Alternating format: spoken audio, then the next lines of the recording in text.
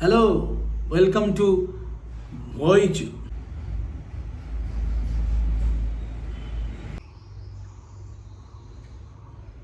কাট cut cut. কেমন আছেন বন্ধুরা? বইচই হইতে আপনাদের সবাইকে ওয়েলকাম। মূলত আমার এই চ্যানেলটা তৈরি করার পিছনে যেটা কারণ সেটা হচ্ছে একটু হইচই করে বই নিয়ে কথাবার্তা বলবো, আলোচনা করব, আপনাদের থেকে সাজেশান নেব কি বই আমি পড়বো আরও।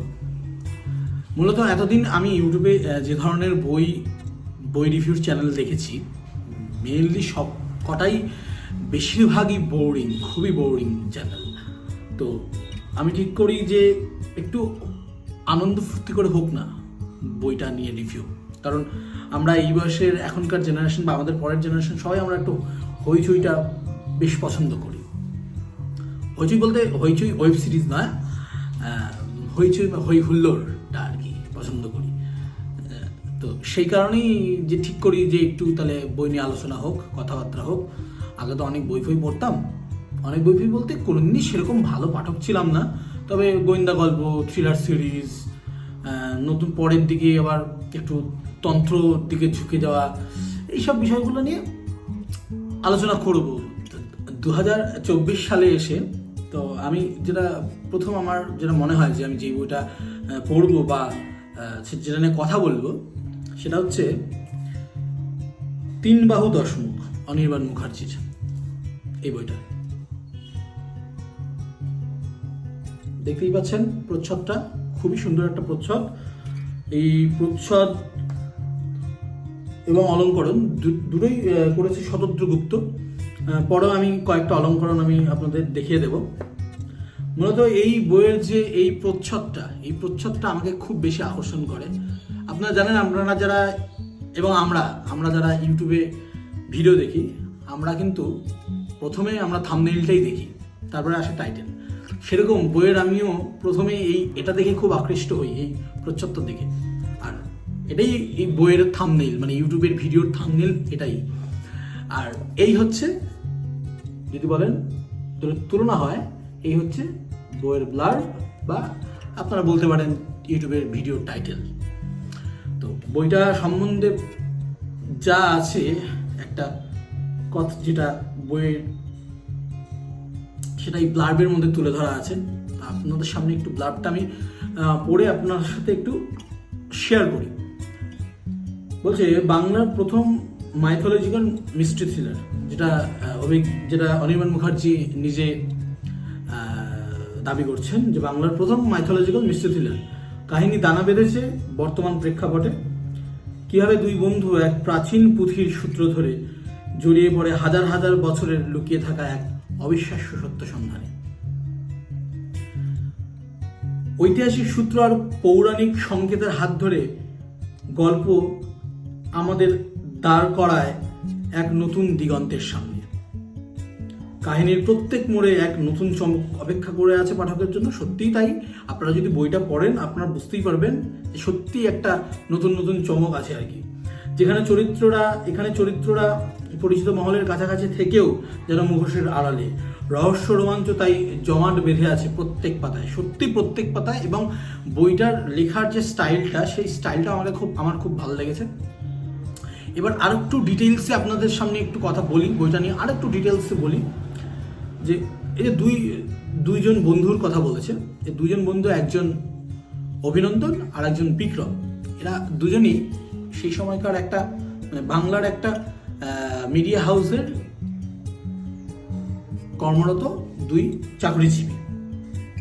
তো ওরা ইন্টারভিউ করতে আলিপুর জুতে যায়, এবং সেখান থেকেই ওরা কিন্তু আস্তে আস্তে এই রহস্যটার মধ্যে, এই যে একটা দানাবাঁধা রহস্য, সেটার মধ্যে জড়িয়ে পড়ে।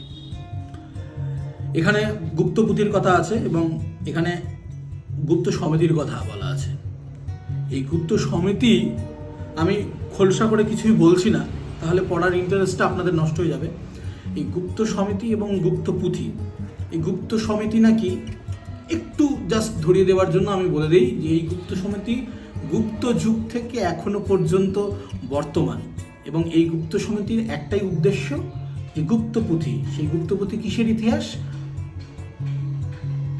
10,000 বিফোর ক্রাইস্ট, মানে আজ থেকে প্রায় 12,000 বছর আগের যে ইতিহাস, গোটা পৃথিবীর হোক বা আমাদের ভারতীয় উপমহাদেশের হোক, সেই যে ভারতীয় উপমহাদেশের যে ইতিহাস, সেই ইতিহাসটা সেই গুপ্তপুঁথির মধ্যে রক্ষিত করা আছে।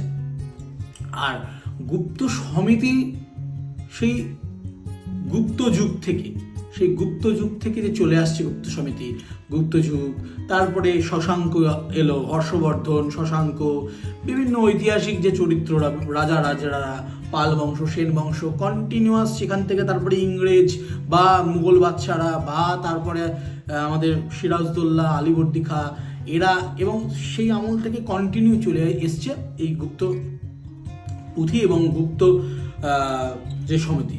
এই গুপ্ত সমিতির একটাই কাজ, গুপ্ত পুঁথির অস্তিত্ব রক্ষা করা। এই গুপ্ত পুঁথির মধ্যে কি আছে?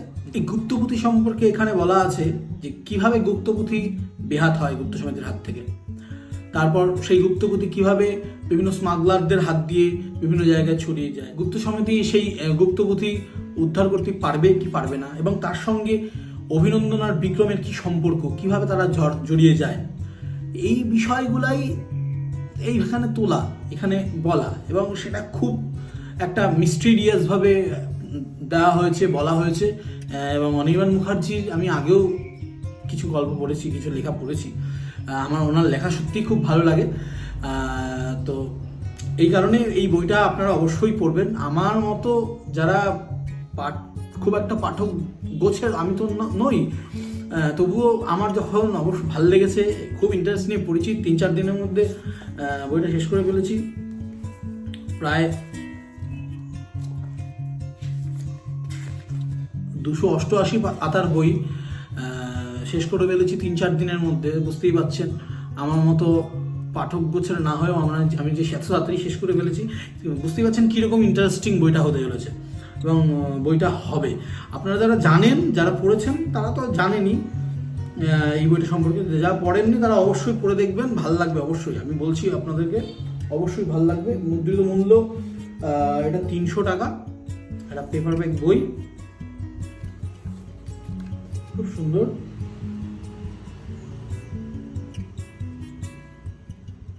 সৃজন পাবলিশার্স থেকে প্রকাশিত, 3 বাহু 10 মুখ। অবশ্যই পড়বেন আর কমেন্ট বক্সে জানাবেন যে আর কি বই আমার পড়া উচিত, পড়া দরকার, এবং কি বই নিয়ে কথা বলা দরকার আপনাদের সাথে, সেটা অবশ্যই জানাবেন। আর ভালো লাগলে অবশ্যই ভিডিওটা কমেন্টে মতামত জানাবেন, শেয়ার করবেন, আর অবশ্যই আমার চ্যানেল বই চই হই সাবস্ক্রাইব করবেন।